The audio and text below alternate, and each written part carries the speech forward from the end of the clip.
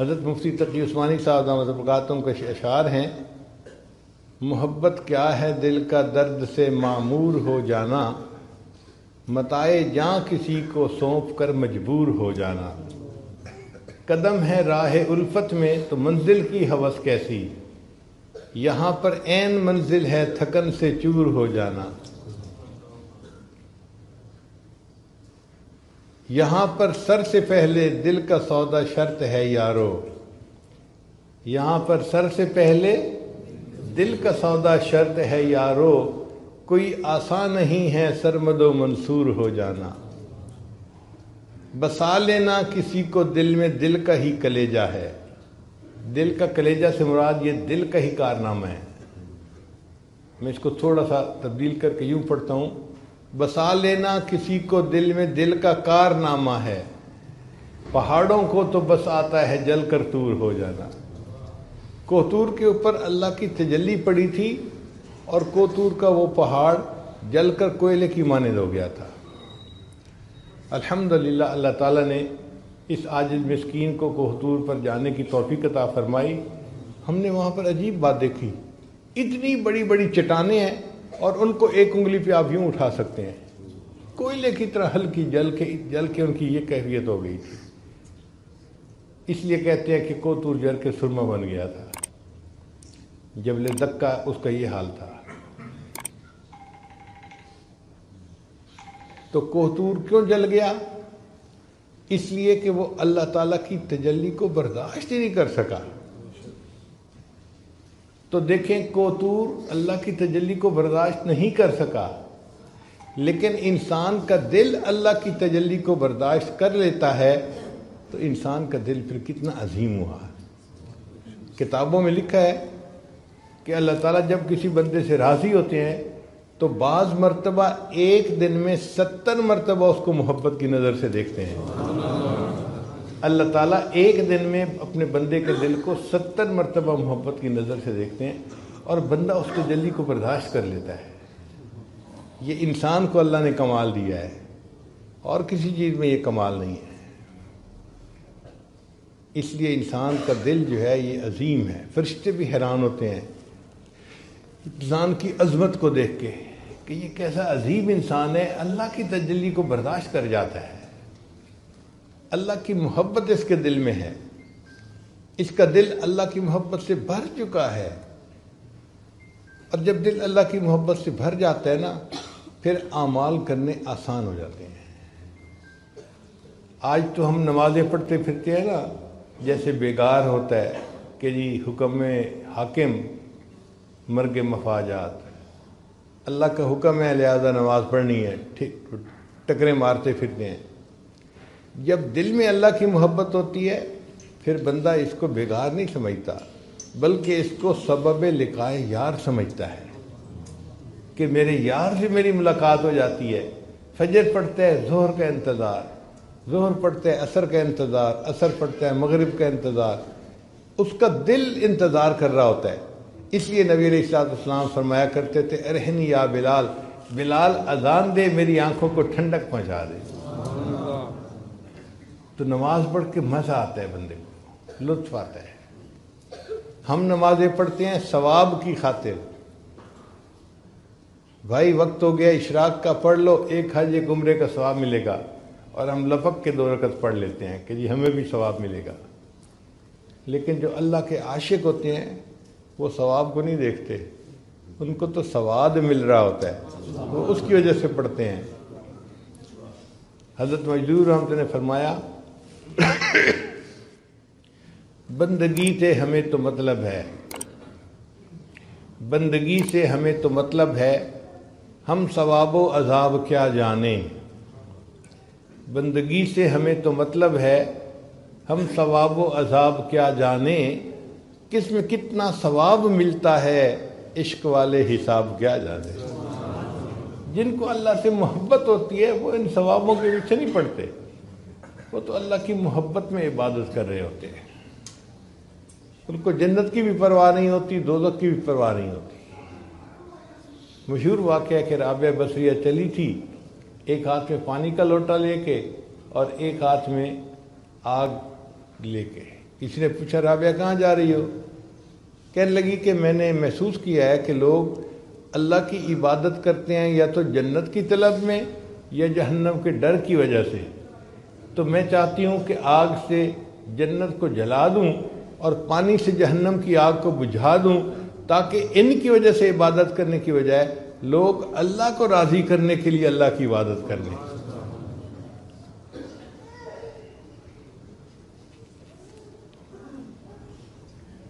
آج اگر کسی سے محبت ہو اس کو پھلوں کی ٹوکری بھیجنی ہو تو اس کو بھی گفٹ پیک کرواتے ہیں، حالانکہ پھلوں کی ٹوکری ہے، کوئی اتنی قیمتی بھی نہیں ہے، مگر گفٹ پیک اس لیے کرواتے ہیں کہ جب محبوب کے ہاتھ میں پہنچے تو اسے اچھی لگے۔ بالکل اسی طرح جب مومن کے دل میں اللہ کی محبت بھر جاتی ہے، وہ بھی اپنی نمازوں کو خشوع و خضوع کے ساتھ گفٹ پیک کر کے اللہ کے پاس بھیجتا ہے کہ میری یہ نماز اللہ کے پاس پہنچے تو میرے مالک کو پسند آ جائے۔ پھر انسان اعمال کرتا ہے اللہ کو راضی کرنے کے لیے۔ محبت عجیب چیز ہے۔ سیدہ صدیقہ رضی اللہ تعالیٰ عنہ بیٹھی ہوئی تھی اور کچھ ریال دھو رہی تھی، سکے تھے، دھو رہی تھی ان کو۔ نبی نے سامنے دیکھا تو فرمایا عائشہ تم یہ پیسے دھو کیوں رہی ہو؟ اے اللہ کے حبیب صلی اللہ علیہ وسلم، میں نے آپ کی مبارک زبان سے سنا ہے کہ جو بندہ اپنا مال اللہ کے راستے میں خرچ کرتا ہے تو سوالی یعنی مانگنے والے کے ہاتھ میں جانے سے پہلے وہ پیسے اللہ کے ہاتھ میں پہنچ جاتے ہیں۔ تو جب سے میں نے یہ سنا، میں نے جس پیسے کو صدقہ کرنا ہوتا ہے نا، میں اسے دھو دیتی ہوں تاکہ صاف پاک یہ پیسہ میرے اللہ کے ہاتھ میں پہنچے۔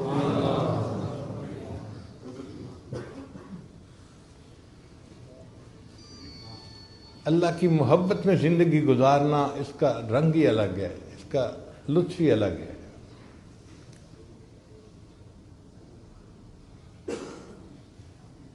ایک نقطہ یہ بھی سمجھ لیجئے کہ محبت کی ابتدا بندے سے نہیں ہوتی، اللہ کی طرف سے ہوتی ہے۔ جب بھی کوئی بندہ اللہ سے محبت کرتا ہے نا، اس کا مطلب یہ کہ اللہ نے اس سے محبت کی، اب یہ اللہ سے محبت کر رہا ہے۔ یحبہم ویحبونہ، اللہ قرآن میں فرماتے ہیں کہ اللہ ان سے محبت کرے گا، وہ اللہ سے محبت کریں گے۔ تو اللہ کی طرف سے محبت پہلے ہوتی ہے اور بندے کی طرف سے بعد میں ہوتی ہے۔ تو اگر ہم اللہ سے محبت کر رہے ہیں تو ابتدا کدھر سے ہوئی؟ اگر اللہ نہ چاہتے تو ہم پتہ نہیں کہاں بھٹک رہے ہوتے۔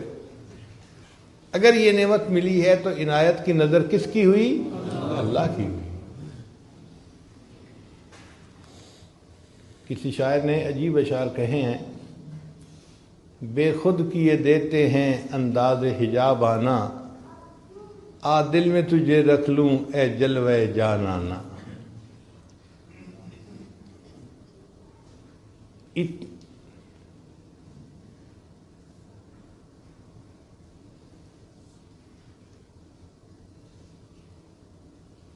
اے اہل کرم مجھ پر اتنا تو کرم کرنا، جب جان لبوں پر ہو تم سامنے آ جانا۔ پھر اگلا شعر بڑا عجیب ہے، کیوں آنکھ ملائی تھی، کیوں آگ لگائی تھی۔ جب کسی سالک کے اوپر قبض کی کیفیت طاری ہو نا اور کچھ کیفیات نہ محسوس ہو رہی ہوں، اس وقت اس شعر کو پڑھے بندہ تنہائی میں بیٹھ کے تو عجیب مزہ آتا ہے۔ کیوں آنکھ ملائی تھی، کیوں آگ لگائی تھی، اب رخ کو چھپا بیٹھے کر کے مجھے دیوانہ۔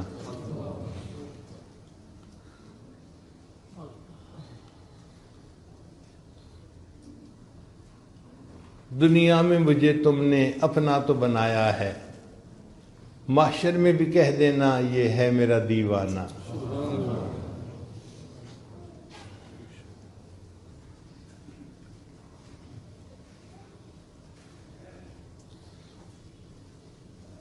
کیا لطف محشر میں شکوے کیے جاؤں، کیا لطف محشر میں شکوے کیے جاؤں، وہ ہنس کے کہے جائیں دیوانہ ہے دیوانہ. اللہ کی ایسی محبت ہو کہ جب اللہ کے دربار میں پہنچے تو اللہ بھی یہ کہہ دیں یہ میرا دیوانہ تھا، یہ مجھ سے محبت کرنے والا میرا بندہ تھا. ایسی اللہ کی محبت دل میں آ جائے.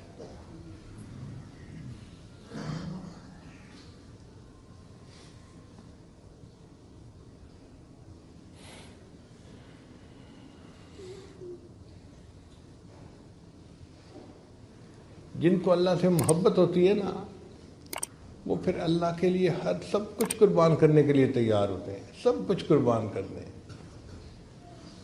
ان کے اوپر آزمائشیں آتی ہیں، مشقتیں آتی ہیں، لیکن وہ اس کو محبوب کی طرف سے عطیہ سمجھتے ہوئے خوش ہو کے قبول کرتے ہیں. ان کی زبان پہ شکوے نہیں ہوتے.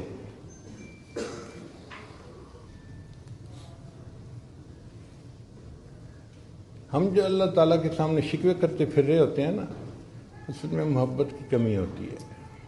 ہم حقیقت کو سمجھتے نہیں، چھوٹی چھوٹی باتوں پہ شکوے کرتے ہیں. بچہ بیمار ہو گیا، یہ ہو گیا، فلاں ہو گیا، نوکری نہیں ملی. بھئی یہ روزمرہ کے معاملات ہیں. جس رب نے کائنات کو بنایا ہے اس رب کو کائنات کا نظام چلانے دو نا.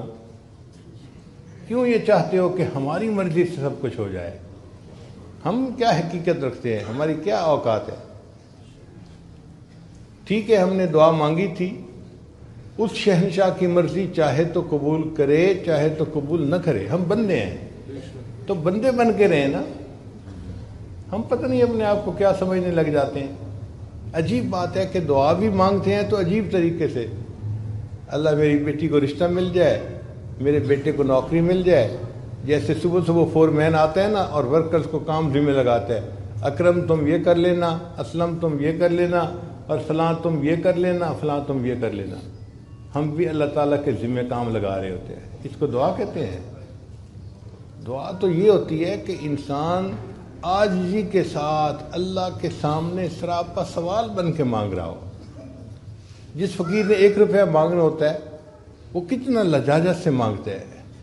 ہاتھ بھی کانپ رہے ہوتے ہیں، کپڑے بھی پھٹے ہوئے پہنے ہوتے ہیں، شکل بھی مسکین بنائی ہوتی ہے، اور الفاظ کا چناؤ بھی ایسا ہوتا ہے کہ دل پہ اثر ہوتا ہے، اور وہ 1 روپیہ مانگ رہا ہے.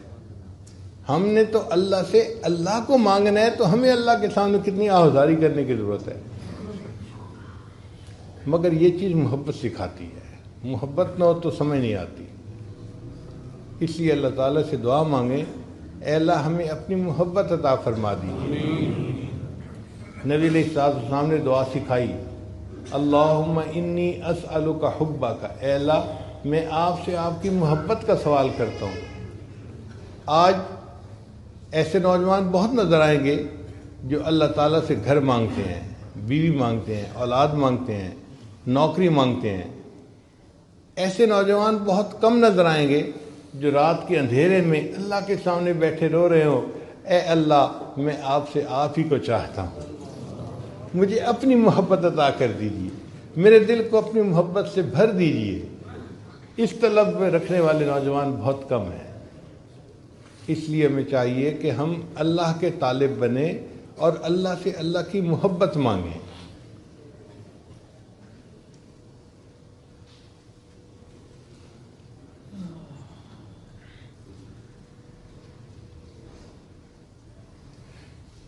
اردو کے چند اشعار تو میں نے آپ کو سنائے، اب میں آپ کو فارسی کے بھی چند اشعار سنا دوں. یہ اشعار ہیں امیر خسرو رحمۃ اللہ علیہ کے، لیکن کیا غضب کے اشعار ہیں کہ انسان حیران ہو جاتا ہے. جان ز تن بردی و در جانی ہنوز، اے محبوب آپ نے میرے بدن سے جان تو نکال دی اور خود میری جان بن کے رہ گئے. جان ز تن بردی و در جانی ہنوز، درد ہا دادی و درمانی ہنوز. اے محبوب آپ نے مجھے درد تو عطا کی مگر اس کے درد کی دوا بھی تو آپ خود ہی ہیں. آشکارا سینام بے شگافتی، اے محبوب آپ کے پلکوں کے تیر نے میرے سینے کو چیر کے رکھ دیا. عاشقارا سینام بے شگافتی، ہم چنا در سینہ پنہانی ہنوز. اور اس چیرے ہوئے سینے میں اے محبوب آپ ہی تو چھپ کے بیٹھے ہوئے ہیں. ملک دل کر دی خراب از تیغ ناز، اے محبوب آپ نے ناز کی تلوار سے میرے دل کے ملک کو خراب کر دیا. خراب سے کیا مراد؟ پہلے دنیا کی محبت تھی، بیوی کی محبت تھی، فلاں کی محبت تھی، فلاں کتنی محبتیں تھیں، دل آباد تھا.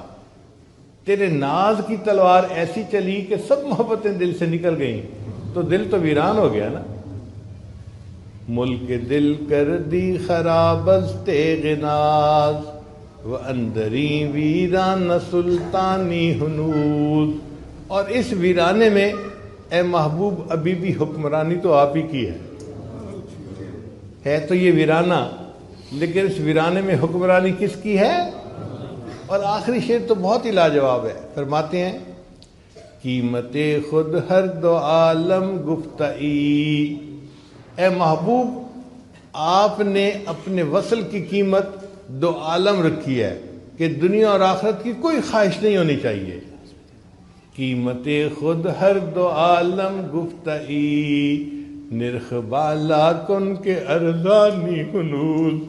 اے محبوب قیمت بڑھا دیجئے، آپ نے تو بہت سستی قیمت لگائی ہے، میں اس سے زیادہ قیمت دینے کے لیے تیار ہوں. تو جن کے دل میں اللہ کی محبت ہوتی ہے وہ تو اللہ کی خاطر سب کچھ قربان کرنے کے لیے تیار ہوتے ہیں. ان کا بس یہ دل چاہتا ہے کہ کاش اللہ کی محبت کرنے والوں میں ہمارا نام بھی شامل ہو جائے.